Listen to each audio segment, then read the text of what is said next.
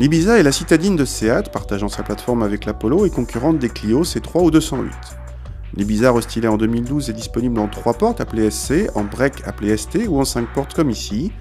Début 2014, elle a troqué son 1,4 litre essence atmosphérique de 85 chevaux pour un 1,2 litre turbo de même puissance, nouvelle illustration du downsizing.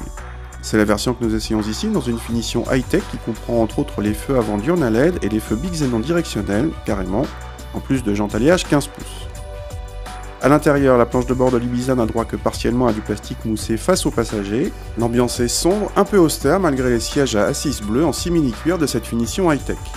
Climatisation automatique et le GPS amovible font partie des options malgré le nom évocateur de la finition.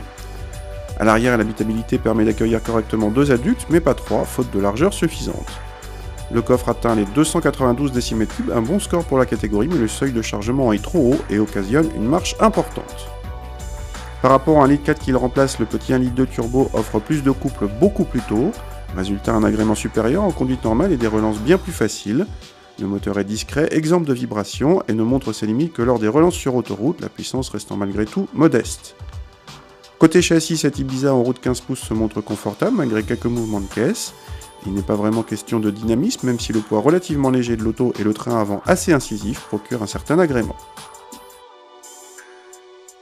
Ce 1 litre de TSI se révèle non seulement plus agréable, mais aussi plus sobre que son prédécesseur.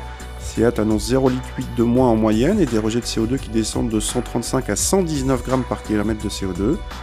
Cette motorisation coûte presque 800 € de plus que le 1 litre de 3 cylindres atmosphérique de 70 chevaux, mais s'avère à la fois plus agréable, moins bruyant et plus sobre. Il nous paraît donc un bon choix dans la gamme, sauf si vous faites pas mal de route.